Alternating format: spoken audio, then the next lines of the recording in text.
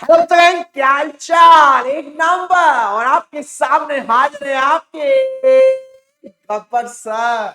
तो गब्बर सर आए हैं, यानी कि आपके प्यारे ऋषभ त्यागी सर आए हैं CS एक्जी बैच का प्री बैच लेकर, जिसमें आज हम देखने वाले हैं इंट्रोडक्शन टू अकाउंटिंग।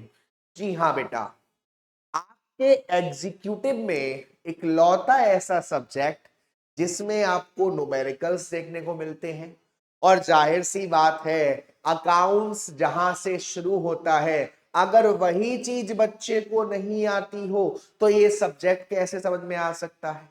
तो ये एक बहुत ही अच्छी चीज है जो इस कॉर्पोरेट अकाउंटिंग में आपको इस चैप्टर को पढ़ना पड़ता है, क्योंकि बहुत सारे बच्चे ऐसे होते हैं जिन्होंने सीएस में स्टेप तो ले लिया है, लेकिन उनका जो फील्ड है वो कॉमर्स से नहीं रहा है।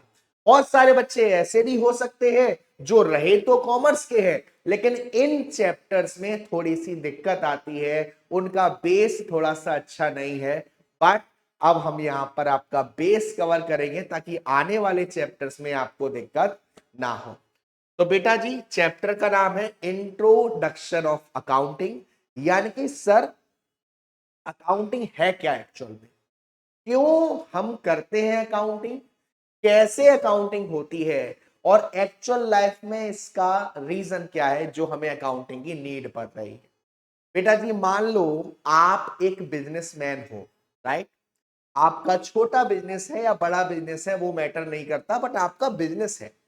क्या आप नहीं जानना चाहोगे कि मेरा बिजनेस फायदे में चल रहा है या नुकसान में चल रहा है? आप जानना चाहोगे ना कि आप इस साल प्रॉफिट में रहे या इस साल लॉस में रहे। क्या जो आपने जॉब ना करके बिजनेस करने का फैसला किया है, अपना काम करने का फैसला किया है, क्या ये सही है या नहीं? यस सर, हम जानना चाहेंगे। आप आज की डेट में किसी भी बिजनेसमैन से बात करो, कोई फर्म का मालिक हो, ऑफिस का मालिक हो, कंपनी का मालिक हो, वो अगर आप उससे पूछो कि भाई साहब आप प्रॉफिट में हो या लॉस में हो, वो आपसे ये नहीं कहेगा अभी रुको मैं अब बताता हूं कुछ घंटों में। वो आपको तुरंत बताएगा कि मेरा बिजनेस ठीक चल रहा है या मेरा बिजनेस ठीक नहीं चल रहा है। कैसे मालूम उसे? क्योंकि उसने क्या करी है, अकाउंटिंग करी। तो अकाउंटिंग का मतलब ही क्या होता है? अकाउंटिंग का मतलब है कि अकाउंटिंग को एक बिजनेस की लैंग्वेज माना जाता है, जो कि आपकी और आपके बिजनेस के बीच की ये दूरियां, जो दूरियां है उसको खत्म करती है और बताती है कि क्या होता है आपके बिजनेस में। तो चलिए बेटा जी, मैं आपको धीरे धीरे आपको समझाऊंगा सारी चीजें। क्या लिखा हुआ है देखते हैं कि भाई business is an economic activity. Economic activity क्या होती है? वो सारी एक्टिविटी जो पैसे कमाने के मोटिव से करी जाती है उसको हम इकोनॉमिक एक्टिविटी बोलते हैं। तो बिजनेस क्या है? एक इकोनॉमिक एक्टिविटी है undertaken with the motive of earning profit and maximization of the wealth for owners। Business आपका क्या है? एक इकोनॉमिक एक्टिविटी है। सारी की सारी एक्टिविटी प्रॉफिट कमाने के लिए करी जा रही है। कोई भी बिजनेस अंदर बंद कमरे में नहीं होता है बेटा, आपको बाहर निकलना पड़ता है, काफी सारे ट्रांजैक्शंस करने पड़ते हैं, लोगों को वर्क देना पड़ता है। कौन कौन से बिजनेस हो सकते हैं? सोल प्रोप्राइटरशिप होता है, पार्टनरशिप होता है, बहुत सारे रीजन है। तो ये जितने भी बिजनेसमैन हैं, ये जितने भी बिजनेस हैं, ये जानना चाहेंगे ना कि आपका जो बिजनेस है वो प्रॉफिट में है भी या नहीं। इसके लिए आपको किस चीज की जरूरत पड़ेगी? अकाउंटिंग। तो अगर मैं आपसे पूछूं कि व्हाट इज अकाउंटिंग, अकाउंटिंग का मतलब है बेसिकली एक प्रोसेस है जिसका मेन मोटिव ये है आपको बताना कि आपका जो बिजनेस है वो फायदे में चल रहा है या नुकसान में चल रहा है। कितना पैसा ऐसा है जो आपको दूसरों को देना है, कितना पैसा ऐसा है जो दूसरों से आपके पास आएगा। और भी बहुत सारी डिटेल होती है जो कि इस पूरे प्रोसेस के अंदर शामिल होती है। जैसे ही मैंने नाम दिया प्रोसेस, तो प्रोसेस का मतलब बेटू एक सीक्वेंस को फॉलो किया जाएगा, एक कुछ स्टेप्स को फॉलो किया जाएगा, तब जाके आप अपने एंड रिजल्ट तक पहुंच पाओगे। ठीक है, देखिए what is the result of any business operation, आपने कोई भी अपने बिजनेस में वर्क किया उसका एंड रिजल्ट क्या था, मतलब प्रॉफिट हुआ या लॉस, ये आपको बताएंगे हमारे अकाउंट्स के बॉस। तो बेटा जी क्या है अकाउंटिंग, सर अकाउंटिंग एक प्रोसेस है। अच्छा जी, प्रोसेस से क्या होता है सर, पता चलता है प्रॉफिट हुआ या लॉस हुआ। अच्छा सर, ठीक है सर। तो अकाउंटिंग में सबसे पहली प्रोसेस है जर्नल की। सर क्या होता है जर्नल, बेटा जी जर्नल एक बुक है जहां पर हम अपने बिजनेस के जो भी लेन देन है, जो भी ट्रांजैक्शंस हैं, उसको रिकॉर्ड करते हैं। तो मैं आपको दोनों चीज समझाऊंगा, अकाउंट्स की प्रोसेस भी और जो जो जहां होता है वो भी। यानी कि अकाउंट्स की सबसे पहली प्रोसेस है रिकॉर्डिंग करना। सर ये फोन वाली रिकॉर्डिंग है क्या, नहीं बेटा जी, रिकॉर्डिंग का मतलब जो भी आपके बिजनेस के लेन देन है, जो भी आपके बिजनेस के ट्रांजैक्शंस हैं और फाइनेंशियल ट्रांजैक्शंस हैं, उनको आप रिकॉर्ड करो सबसे पहले। और रिकॉर्ड कहां पर करा जाएगा, जर्नल में। यानी जर्नल को हम बुक्स ऑफ ओरिजिनल एंट्री भी कहते हैं। क्यों कहते हैं, क्योंकि हमारे बिजनेस के सारे ट्रांजैक्शन हम सबसे पहले कहां रिकॉर्ड करते हैं, जर्नल में। तो अकाउंट्स की सबसे पहली प्रोसेस क्या है बेटा, रिकॉर्डिंग। सर रिकॉर्डिंग का मतलब यहां पर दो शब्द समझ में आ रहे हैं, ट्रांजैक्शंस किसके, बिजनेस के। अब सर ट्रांजैक्शन क्या होता है, ट्रांजैक्शंस का मतलब होता है ऐसी एक्टिविटी जब आपके बिजनेस से पैसा गया है या पैसा आया है, या आपके बिजनेस की जो एसेट्स होती है, आपके बिजनेस की जो लायबिलिटी होती है, आपके बिजनेस की जो कैपिटल होती है, उसमें चेंज हुआ। मेरे पास 1,000 रुपए का सामान था, मैंने 2,000 रुपए का और खरीद लिया, या 1,000 में से 500 रुपए का बेच दिया, ये ट्रांजैक्शंस हैं। मैंने किसी को सैलरी दी, मैंने सामान को बेचा या खरीदा, ये ट्रांजैक्शंस हैं। तो ये ट्रांजैक्शन करने के बाद जो रिजल्ट आ रहा है मेरे पास, उसको मैं कहता हूं इवेंट। तो ट्रांजैक्शन तो बहुत सारे हैं, कुछ ट्रांजैक्शन मेरे पर्सनल भी हो सकते हैं, मैंने अपने घर का रेंट दिया, मैंने दिवाली बनाई, मैंने नया साल बनाया, मैंने अपना रिचार्ज करवाया, किसी और का भी करवा दिया, ये सारे भी ट्रांजैक्शन है। लेकिन क्या ये बिजनेस के ट्रांजैक्शन है, नहीं सर। तो अकाउंट्स में सबसे पहला स्टेप है रिकॉर्डिंग का। और रिकॉर्डिंग किस चीज की, हमारे बिजनेस के ट्रांजैक्शन की, वो सारे लेन देन जो हमारे बिजनेस में हो रहे हैं और जो फाइनेंशियल नेचर के हैं। सर फाइनेंशियल नेचर यानी कि जिसमें पैसे की बात हो, जिसमें पैसे का भाव हो, पैसा होना चाहिए।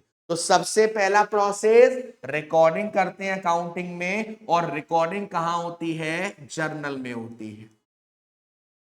बट बेटा जी अगर मैं आपसे पूछूं, क्या रिकॉर्डिंग करके आपको मालूम पड़ा कि प्रॉफिट हुआ या लॉस हुआ, नहीं सर, नहीं मालूम पड़ा। तो रिकॉर्डिंग के साथ साथ अब आपको थोड़ा सा आगे बढ़ना पड़ेगा, जिसको हम कहते हैं क्लासीफाइंग।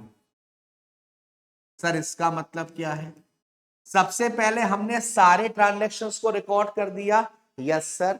अब आप क्लासिफाई करोगे। सर क्लासिफाई का मतलब क्या है, कि जो एक ही तरह के ट्रांजैक्शंस हैं, जो सेम नेचर के ट्रांजैक्शन है, उनको एक ही अकाउंट में रखना, और जो अलग अलग नेचर के ट्रांजैक्शंस हैं उनको अलग अलग नेचर में रखना। मतलब सर मान लीजिए मेरे 5 कस्टमर्स हैं जो कि डेली मेरे से सामान उधार खरीदते हैं, कुछ पैसा दे जाते हैं और कुछ पैसा नहीं दे जाते हैं। अगर मैंने इनको अलग अलग नोट नहीं कर रखा है, मैंने सबका अलग से अकाउंट नहीं बना रखा है, तो क्या मुझे मालूम पड़ेगा कि मेरे पास किससे कितना पैसा आना है और किससे कितना पैसा जाना है, नहीं सर। उसी को कहते हैं क्लासीफाई। यानी कि आपने परचेज करा, सेल्स करा, पैसा आया, पैसा गया, आपने किसी को सामान बेचा, जिसको आप सामान बेचते हो वो डेटर होता है, जिससे खरीदते हो वो क्रेडिटर होता है। हमने जर्नल में तो सारे ट्रांजैक्शन लिख लिए, परचेज, सेल, उधार परचेज, उधार सेल, कैश सेल्स, बट अब हमें सबको अलग अलग करना पड़ेगा, उसके लिए हम बनाएंगे लेजर। श्याम से कितना पैसा आना है, राम को कितना पैसा दिया, रवि ने कितने का माल खरीदा, कितने का वापस किया, ये सभी एक्यूरेट जब ही मालूम पड़ेगा जब आपने सबका अलग अलग लेजर बनाया है। तो सबसे पहले हमने रिकॉर्डिंग करी, फाइनेंशियल नेचर के ट्रांजैक्शंस को रिकॉर्ड करा, कहां पर, जर्नल में। उसके बाद हमने क्लासिफाई किया, कहां पर करा, लेजर में। बट क्या अभी भी आपको मालूम पड़ा फायदा हुआ या नुकसान? नहीं सर। अब आप करोगे समराइजिंग। क्या करोगे? समराइजिंग, यानी कि अब आप ये पता करोगे कि मुझे फायदा हुआ है या नुकसान, जिसके लिए आप ट्रायल बैलेंस बनाओगे, उसके बाद आप ट्रेडिंग अकाउंट बनाओगे, उसके बाद आप प्रॉफिट एंड लॉस बनाओगे, और लास्ट में बनाओगे सबका head, balance sheet. Trial balance आप इसलिए बना रहे हो कि जो भी आपने लेजर बनाए हैं वो ठीक बनाए हैं या नहीं बनाए हैं, वो एक्यूरेट बनाए हैं या नहीं बनाए हैं। अगर आपका ट्रायल बैलेंस बराबर आ गया, इसका मतलब आपने जितने भी ट्रांजैक्शंस करे हैं, जितने भी लेजर बनाए हैं, वो ठीक बनाए हैं। उसके बाद आप बनाते हो ट्रेडिंग। ट्रेडिंग का मतलब क्या है? Buying and selling of goods and services. तो जब आपने गुड्स को खरीदा और उसको बेचा, उसे बेचकर फायदा हुआ है, नुकसान। उसके बाद कुछ और खर्चे, सारे खर्चों को घटाने के बाद, सब इनकम जोड़ने के बाद आपको फायदा हुआ है, नुकसान। और लास्ट में बनती है आपकी बैलेंस शीट। तो ये एक प्रोसेस होता है अकाउंटिंग में। सबसे पहले रिकॉर्डिंग करते हैं, ट्रांजैक्शंस को रिकॉर्ड करते हैं जर्नल में, फिर हम क्लासिफाई करते हैं लेजर में, फिर हम समराइज करते हैं, फिर हम इंटरप्रिटेशन करते हैं, यानी कि जो लोग हमारे इंटरेस्टेड यूजर्स हैं उनको बताते हैं कि भैया ऐसा हुआ है, ऐसा हुआ है, और कम्युनिकेट करते हैं। ये एक प्रोसेस है अकाउंटिंग, जो हमारे बिजनेस को बताती है कि हमें फायदा हो रहा है या नुकसान हो रहा है। चलिए, तो यहां पर आपको दे रखा है क्या उद्देश्य होता है, क्या ऑब्जेक्टिव होता है आपकी अकाउंटिंग का। सबसे पहला, providing information to the user for rational decision. देखिए, हमारे बिजनेस में दो तरह के यूजर्स होते हैं, एक होता है इंटरनल यूजर और एक होता है एक्सटर्नल यूजर। हमारी कंपनी की जो पोजीशन है, अच्छी है या बुरी है, उस पोजीशन से बहुत सारे लोग अपने अपने डिसीजंस को लेंगे। इंटरनल जो कंपनी के अंदर है, कंपनी के मालिक है, कंपनी के ओनर है, कंपनी का मैनेजमेंट है, प्रोपराइटर है, ये कौन है? Internal users. और जो बाहर के हैं, हमारे सप्लायर्स हैं, हमारे इन्वेस्टर्स हैं, ये एक्सटर्नल यूजर्स हैं। ये हमारी इंफॉर्मेशन को जानना चाहते हैं कि हमारी इंफॉर्मेशन ठीक है, हमारी अकाउंटिंग अच्छी है या नहीं। Systematic recording to transaction. अगर आप अकाउंटिंग कर रहे हो तो आपने हर ट्रांजैक्शन को काफी अच्छे तरीके से, काफी सिस्टमैटिक तरीके से रिकॉर्ड किया है। Ascertainment of result of above transaction. Her transaction का इवेंट क्या हो रहा है, रिजल्ट क्या हो रहा है, फाइनेंशियल पोजीशन को पता करना, और कंपनी की सॉल्वेंट पोजीशन क्या है। सॉल्वेंट पोजीशन का मतलब होता है कंपनी पैसा दे सकती है या नहीं दे सकती है। अब ये है फंक्शंस ऑफ अकाउंटिंग। मेजरमेंट करना, फोरकास्ट करना फ्यूचर के बारे में, डिसीजन लेना, कंपैरिजन करना, गवर्नमेंट की पॉलिसीज पर ध्यान देना, कंट्रोल रखना। ठीक है।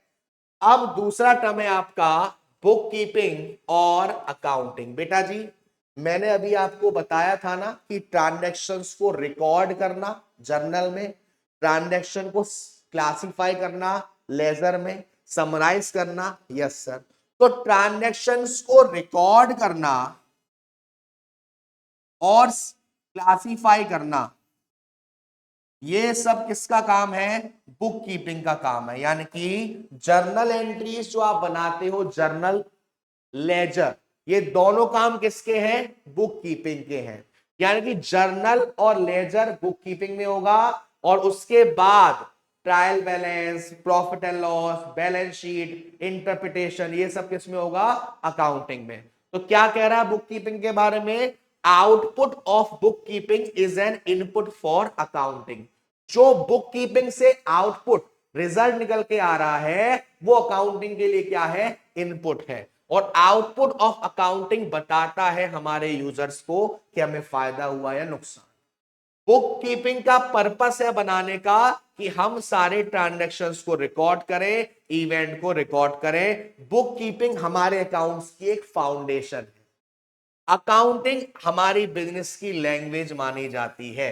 बुक कीपिंग के लिए आपको ज्यादा एक्सपर्टीज की जरूरत नहीं है, थोड़ी बहुत नॉलेज है उससे काम चल जाएगा।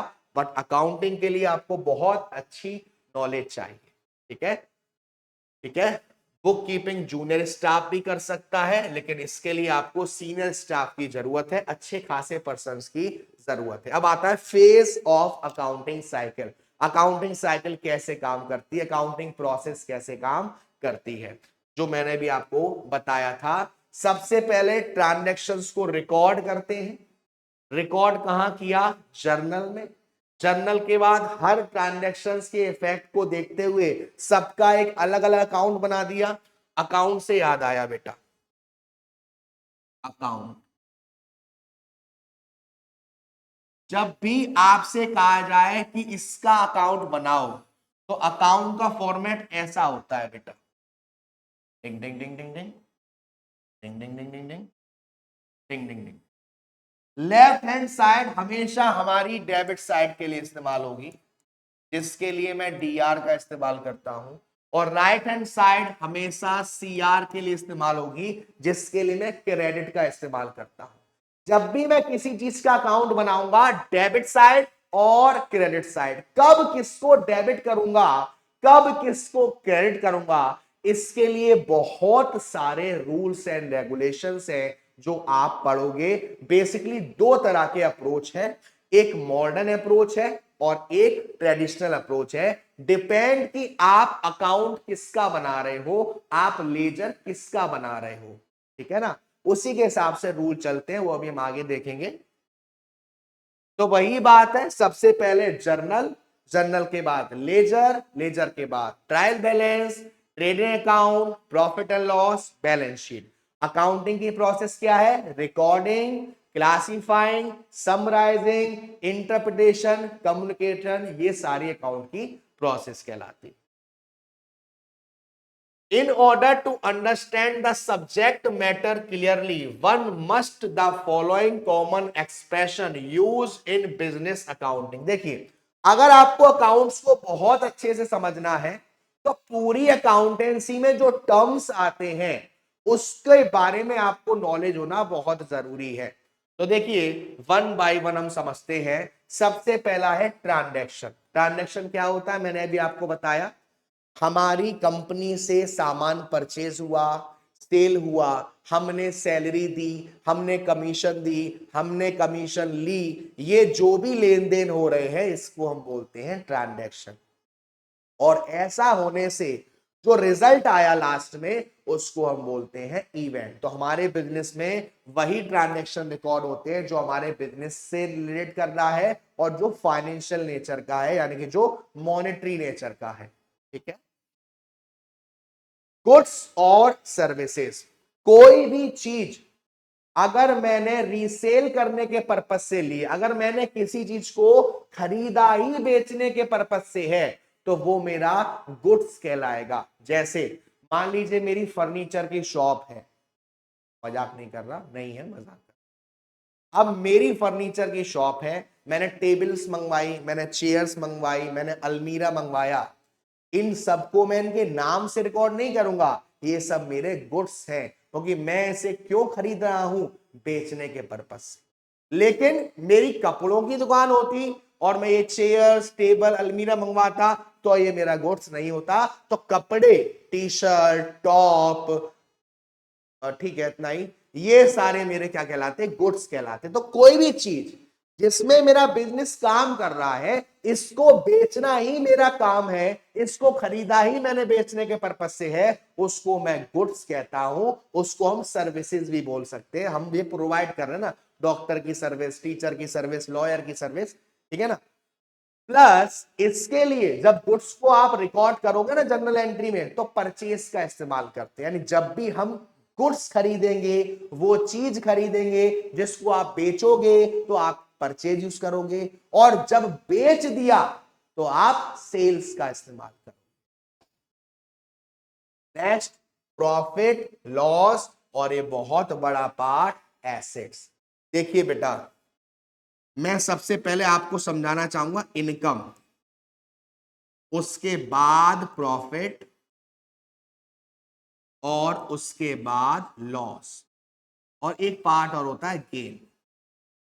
ये चारों पांचों पार्ट एक साथ हम देखते हैं, कोई दिक्कत वाली बात नहीं है। देखिए, इनकम का मतलब है जब भी आप किसी भी चीज को बेच रहे हो या सर्विस प्रोवाइड कर रहे हो, तो उसके बदले में आपको पैसा मिल रहा है, जिसको आप बोलते हैं रेवेन्यू। कोई भी चीज बेचकर आपके पास पैसा आ रहा है, उसको आप क्या बोल रहे हो? रेवेन्यू बोल रहे हो। और इस रेवेन्यू को जनरेट करने के लिए आपने उस चीज पर खर्चा किया होगा, वो आपके क्या कहलाते हैं? एक्सपेंसेस। जब भी आपका रेवेन्यू ज्यादा है एक्सपेंस से, तो वो आपकी इनकम है। लेकिन सर, प्रॉफिट क्या होता है? पूरे साल का आपने खर्चा जोड़ा और पूरे साल का आपने रेवेन्यू जोड़ा, total revenue is greater than total expenses, तो ये क्या बन गया? हमारा प्रॉफिट बन गया। अब सर, लॉस क्या होता है? Total expenses is greater than total revenue, तो आपका लॉस हो जाएगा। आग लग गई, कहीं पर सामान चोरी हो गया, आप केस हार गए, आपने अपनी संपत्ति एसेट्स को कम में बेचा, तो लॉस हो जाएगा।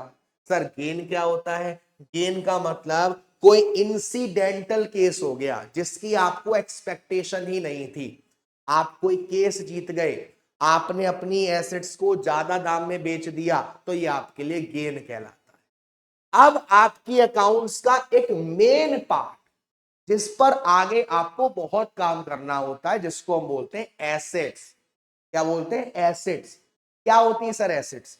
एसेट्स का मतलब वो चीज जिसके मालिक आप हो, जिसकी ओनरशिप आपके पास है, वो आपके द्वारा ही बनाई गई है।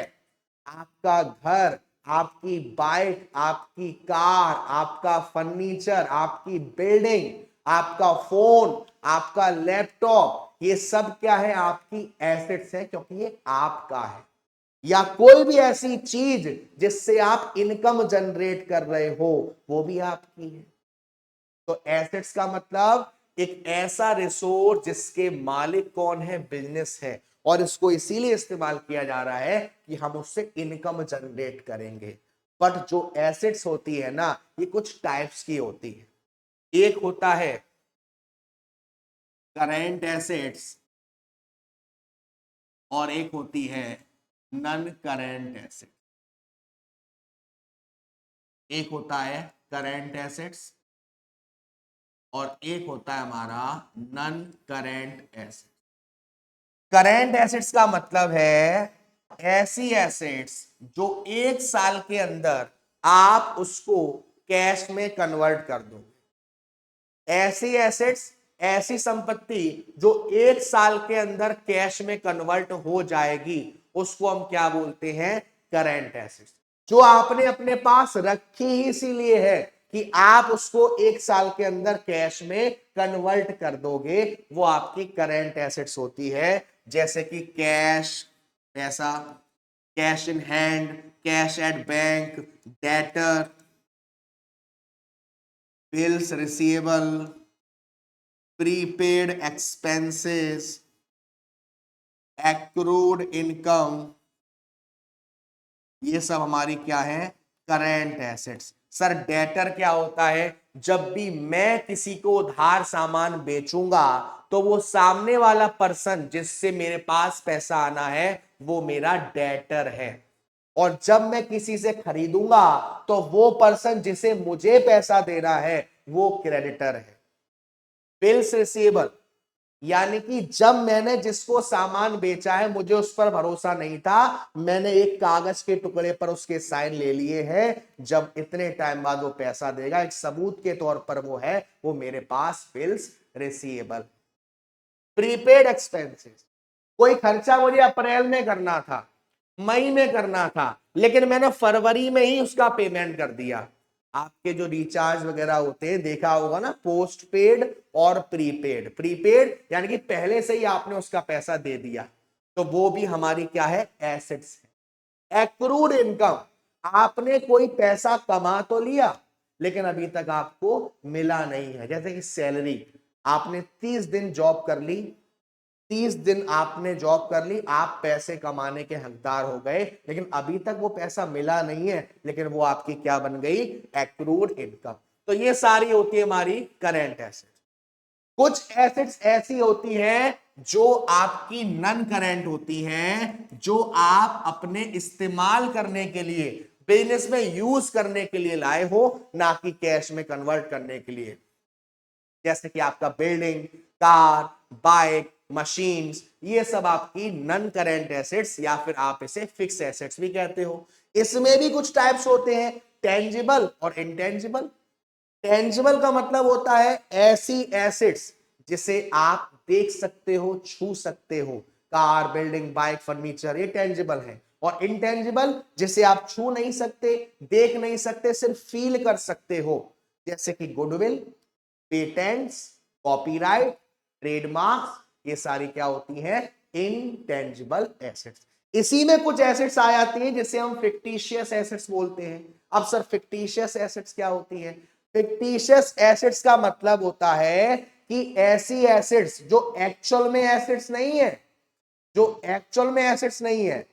फॉर एग्जाम्पल, आपने कोई खर्चा करा 1 लाख रुपए का, लेकिन आपने सिर्फ 20,000 रुपए ही दिखाए इस साल, 80,000 रुपए डाल दिए एसेट्स में, तो वो फेक एसेट्स है, जिसको जब रियलाइज करोगे, बेचोगे, तो कुछ भी पैसा आपको नहीं मिलेगा।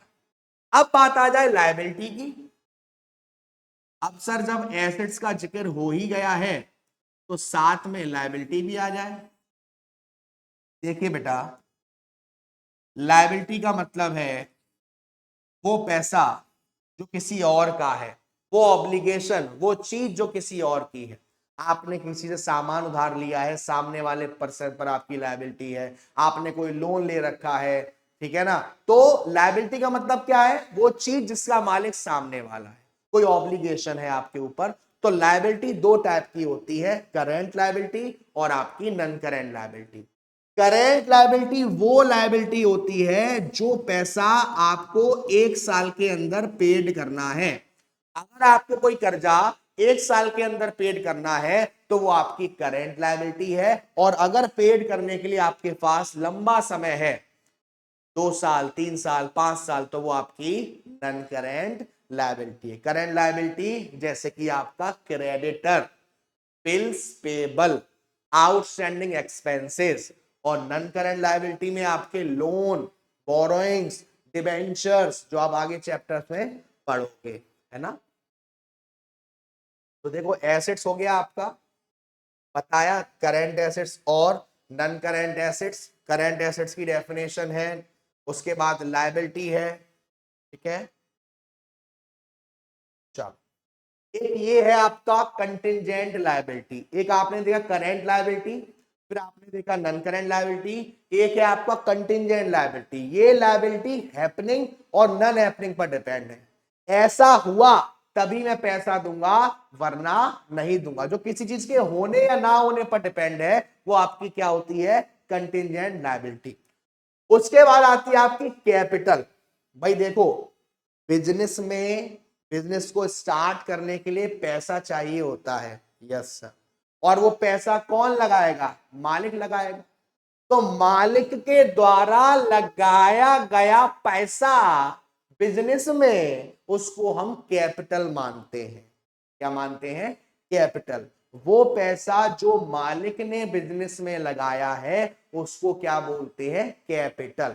और वो पैसा जो मालिक ने अपने पर्सनल यूज के लिए, अपने निजी खर्चे के लिए बिजनेस में से निकाला है, उसको हम क्या बोलते हैं, ड्रॉइंग्स। सर हम इसको कैपिटल क्यों बोलते हैं, ये पैसा तो मालिक का ही है, बट अपने बिजनेस में हम मालिक को और बिजनेस को अलग अलग ट्रीट कर, तो मालिक को अच्छी बात है, लेकिन हम सारे ट्रांजैक्शन, सारे लेन देन बिजनेस के पॉइंट ऑफ व्यू से करेंगे, और बिजनेस इस कैपिटल को भी कर्जा मानता है, लायबिलिटी मानता है। बस फर्क यह है कि इस कैपिटल को वो इंटरनल लायबिलिटी मानता है। ठीक है, तो ड्राइंग्स क्या होता है, वो पैसा जो मालिक ने अपने पर्सनल यूज के लिए बिजनेस में से निकाला, वो ड्राइंग्स है, बिजनेस में लगाया, वो कैपिटल। उसके बाद ये एसेट्स का ही पार्ट है, कुछ होता है नॉन करंट इन्वेस्टमेंट और कुछ होते हैं करंट इन्वेस्टमेंट। ऐसी जगह इन्वेस्टमेंट कर दिया, एक साल के अंदर पैसा आ जाएगा, करंट इन्वेस्टमेंट है। ऐसी जगह इन्वेस्टमेंट किया है कि लंबे समय तक पैसा आएगा, तो वो आपका नॉन करंट इन्वेस्टमेंट। डेटर मैंने आपको बताया था कि जब भी हम किसी को सामान सेल करते हैं, बेचते हैं, तो वो सामने वाली पार्टी जिसको हमने सामान बेचा है, जिससे हमारे पास पैसा आएगा, वो हमारा डेटर कहलाता है। डेटर तीन तरीके के होते हैं, एक गुड डेब्ट्स, एक डाउटफुल डेब्ट्स और एक आपका बैड डेब्ट्स। मैंने किसी को 50,000 का सामान बेचा और मुझे मालूम है पूरा का पूरा 50,000 आ जाएगा, यानी कि मेरे जो डेटर है वो गुड डेब्ट। मेरे को शक है कि 50,000 के डेटर्स हैं, हो सकता है 5,000 नहीं आए, हो सकता है 10,000 नहीं आए, तो मैंने इतने पैसों के लिए प्रोविजन बनाना शुरू कर दिया, यानी कि अभी डाउटफुल है। लेकिन वाकई में उसने 5,000 रुपए नहीं दिए, 10,000 रुपए नहीं दिए, 20,000 रुपए नहीं दिए, ये मेरा क्या हो गया, नुकसान हो गया। इसको मैं क्या कहूंगा, बैड डेट। ठीक है, उसके बाद ये मैंने आपको बताया ही था, फिक्टिशियस एसेट्स, ऐसे खर्चे जो इस साल हुए हमने, मान लीजिए इस साल आपने 10 लाख का प्रचार करवा दिया और सारा का सारा पैसा आपने खर्चे में इस साल शो नहीं करा, कुछ शो करा, तो जो शो नहीं करा वो आपने बैलेंस शीट में डाल दिया फिक्टिशियस एसेट्स के नाम से।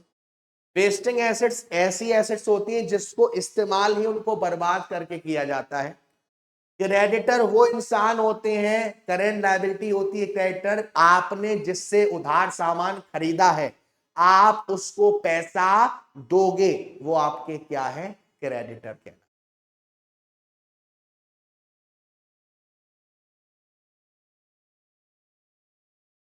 अब यहां पर एक्सपेंडिचर और रिसीप्ट, देखिए बेटा, एक्सपेंडिचर का मतलब है आपके पास से पैसा जा रहा है, और रिसीप्ट का मतलब है आपके पास पैसा आ रहा है।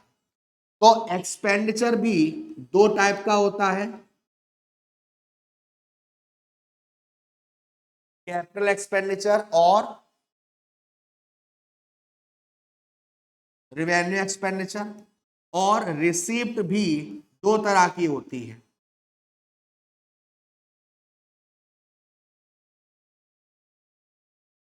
कैपिटल रिसीप्ट्स और रेवेन्यू रिसीप्ट।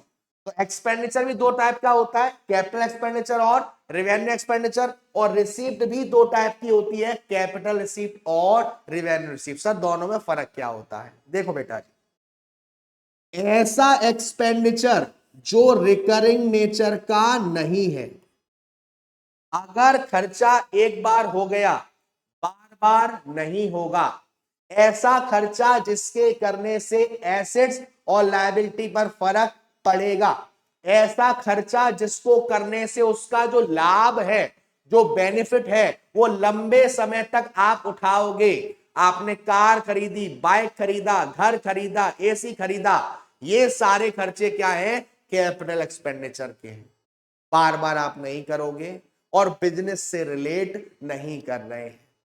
ऐसा खर्चा जिसका बेनिफिट एक साल के अंदर ही एक्सपायर हो जाएगा, दोबारा करना पड़ेगा, और ये बिजनेस से रिलेट करता है, एसेट्स और लायबिलिटी में फर्क नहीं डालता, और ये रिकरिंग नेचर का होता है रेवेन्यू एक्सपेंडिचर। सैलरी दी, रेंट दिया, वेजेस दिया, कमीशन दिया, ये सारे रेवेन्यू एक्सपेंडिचर।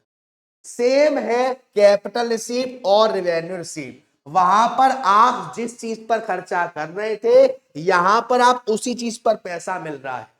आपने किसी से लोन ले लिया, आपने किसी चीज को बेचा, अपनी एसेट्स को बेचा, कार को बेचा, बाइक को बेचा, बिल्डिंग को बेचा, ये कैपिटल रिसीव्ड है। ये इनकम रिकरिंग नेचर की नहीं होती, बार बार नहीं मिलेगा। इसके करने से आपकी एसेट्स और लायबिलिटी पर फर्क पड़ता है। सेम रेवेन्यू रिसीव आपको बार बार मिलेगा, एक साल के अंदर दोबारा मिलेगा, ये आपके बिजनेस से ही रिलेट करता है। तो this represent expenditure incurred for the purpose of acquiring a fix assets, जो आप लंबे समय तक इस्तेमाल करोगे। जैसे आपने कंप्यूटर खरीदा, वो हमारा कैपिटल एक्सपेंडिचर है। आपने मशीन खरीदा, वो हमारा कैपिटल एक्सपेंडिचर है। जितने भी कैपिटल एक्सपेंडिचर हैं वो हमारे बैलेंस शीट का पार्ट बनते हैं, और जितने भी रेवेन्यू एक्सपेंडिचर हैं ये हमारे ट्रेडिंग और प्रॉफिट एंड लॉस का पार्ट बनते हैं। ये आपका रेवेन्यू एक्सपेंडिचर है। बैलेंस शीट, देखो बैलेंस शीट क्या होती है, अभी आप आगे चल के देखोगे कि बैलेंस शीट हॉरिजॉन्टल शेप में भी बनती है और बैलेंस शीट वर्टिकल शेप में भी बनती है।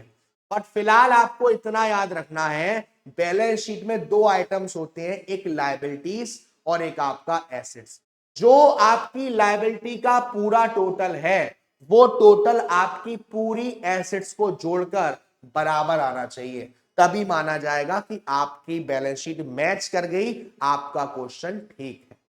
तो ये एक स्टेटमेंट होता है, हमें बताता है हमारी कंपनी की फाइनेंशियल पोजीशन कैसी है। इसमें हमारी एसेट्स, लायबिलिटी और कैपिटल होती है। ट्रेड डिस्काउंट, कैश डिस्काउंट, देखो जब भी हम किसी सामान को बल्क में लेते हैं, और ट्रेड डिस्काउंट उसे मिलता है जो सामान को खरीद ही बेचने के पर्पज से रहा है। जैसे रिटेलर, आप जो सामान लेते हो आसपास के एरिया से, वहां जो दुकानदार बैठे हुए हैं वो सब कौन है, रिटेलर है। जब वो सामान खरीदे मैन्युफैक्चरर से, तो जो एमआरपी होती है, जिसको हम लिस्ट प्राइस कहते हैं, उन पर उन्हें कुछ डिस्काउंट मिला है, जिसे हम बोलते हैं ट्रेड डिस्काउंट। ठीक है। और जब हमें पेमेंट करने के लिए एनकरेज किया जा रहा है कि भाई साहब इतना दे दो, अभी के अभी सामान तुम्हारा हो जाएगा, उन्होंने कहा 1000 रुपए की चीज, आपने कही नहीं 800 दूंगा, 200 का क्या हो गया, कैश डिस्काउंट। इसकी कोई एंट्री पास नहीं होती है, लेकिन कैश डिस्काउंट की एंट्री पास होती है। उसके बाद आता है आपका सिस्टम। देखिए, अगर मैं सारे रूल्स एंड रेगुलेशंस को फॉलो करता हूं, जैसे जर्नल एंट्री करनी चाहिए वैसे करता हूं, जैसे आपको लेजर बनाना चाहिए वैसे करता हूं, क्योंकि हर एंट्री का, हर ट्रांजैक्शन के दो इफेक्ट होते हैं, डेबिट और क्रेडिट। अगर मैं सबको वैसे ही फॉलो कर रहा हूं तो मैं फॉलो कर रहा हूं डबल एंट्री सिस्टम। लेकिन अगर मैं ऐसे रूल्स को फॉलो नहीं कर रहा, मैं अपनी मर्जी से ट्रांजैक्शंस को रिकॉर्ड कर रहा हूं, मैं अपने तरीके से ट्रांजैक्शंस को रिकॉर्ड कर रहा हूं, तो मैं क्या फॉलो कर रहा हूं, सिंगल एंट्री सिस्टम।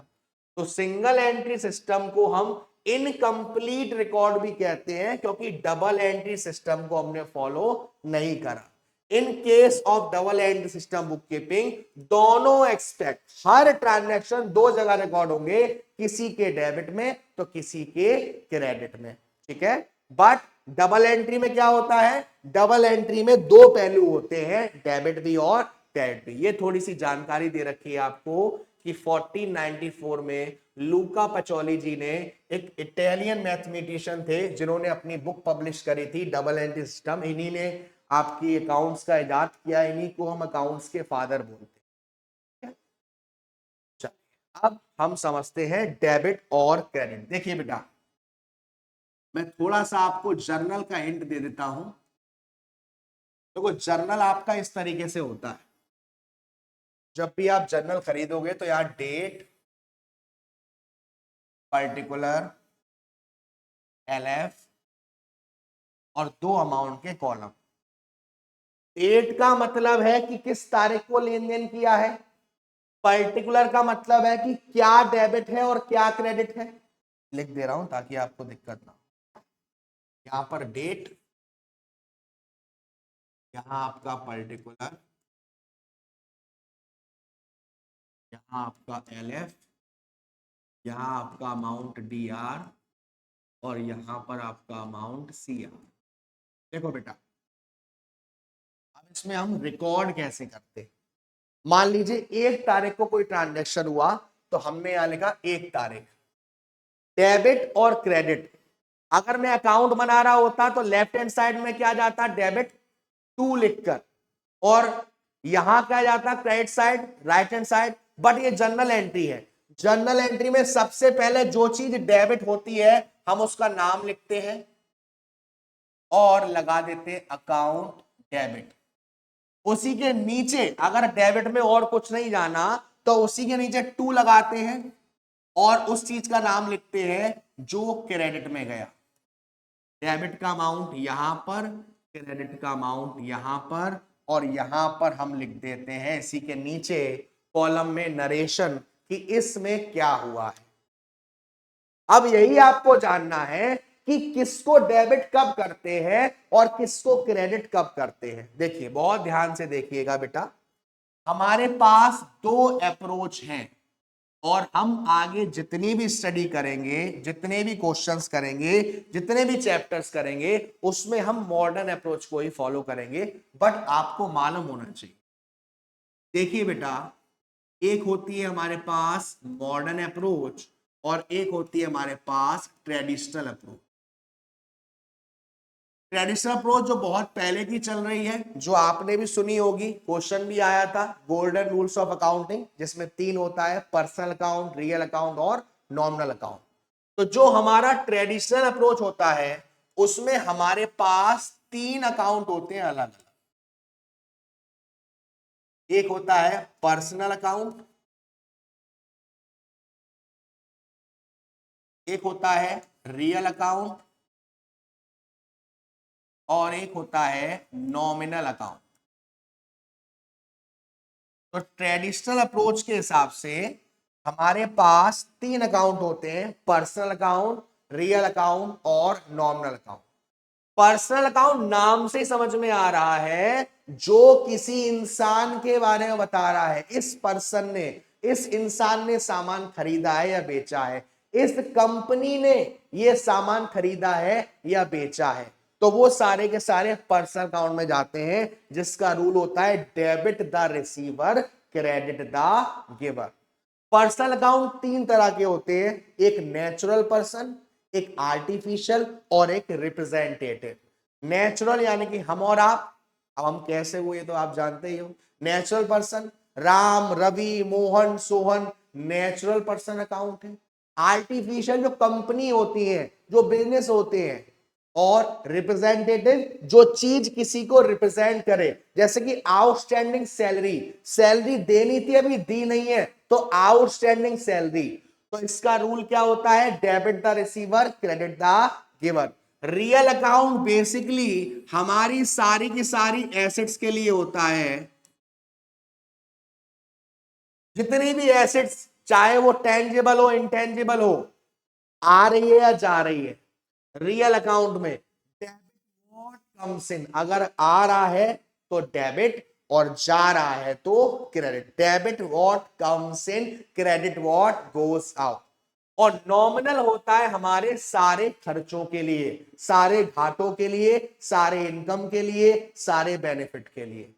तो नॉमिनल का debit all expenses and losses, credit all income and gain. तो ये आपको तीनों की डिफाइन, तीनों में क्या क्या आता है, क्या क्या रूल है, डेबिट क्रेडिट क्या होता है, अच्छे से आना चाहिए। थ्योरी में क्वेश्चन पूछा गया है 5 नंबर का।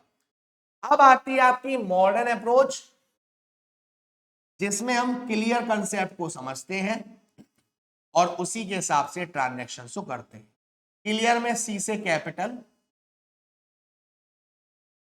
एल से लायबिलिटी, ई से एक्सपेंसेस, ए से एसेट्स, आर से आपका रेवेन्यू या फिर इन। तो अब क्लियर कंसेप्ट में क्लियर यानी कि CLR, कैपिटल, लायबिलिटी और इनकम यानी कि रेवेन्यू, इन पर सेम रूल लगता है। सर कैसा? अगर कैपिटल इंक्रीज होती है, अगर लायबिलिटी इंक्रीज होती है, अगर इनकम इंक्रीज होती है, तो ये सब कहां जाएंगे? क्रेडिट साइड में। कहां जाएंगे?